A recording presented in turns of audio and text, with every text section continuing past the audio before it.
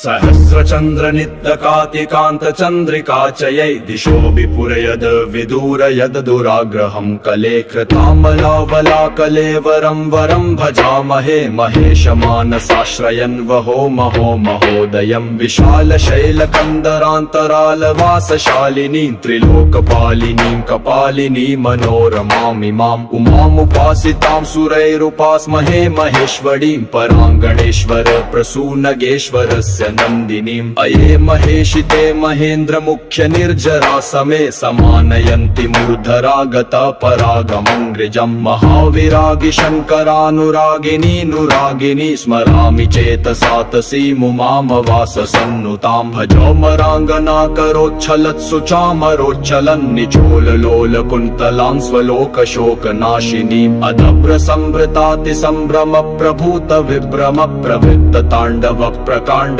पंडिती कृतेश्वराम् Aphiah पामरं विधाय चामरं तथामरं नुपामरं परेशि दृग्विभाविता वितत्रिके प्रवर्तते प्रतोष रोष खेलन तव स्वदोष मोष हेतवे समृद्धि मेलनं पदन्नुमः बभौ भभौ भभौ भभाभितो विभासि भास्वर प्रभाभर प्रभासिता गगवराधिभासिनीं मिलत्तर ज्वलत्तरोज्ज्वलत्तर क्षपाकर प्रमूत भाभर प्रभासि भालपट्टिकां भजे कपोतकम्बुकाम्य कण्ठ कण्ठय कङ्कणाङ्गदादिकान्तकाश्चिकाश्चितां कपालिकामिनीमहं वराङ्घ्रिनूपुरध्वनि प्रवृत्ति सम्भवद विशेष काव्यकल्पकौशलां कपालकुण्डलां भजे भवाभय प्रभावि तद्भवोत्तर प्रभावि भव्य भूमिभूति भावना प्रभूति भावुकं भवे भवानि नेति ते भवानि पाद पंकजं भजे भवन्ति तत्र शत्रुवो न यत्र तद्विभावनम्।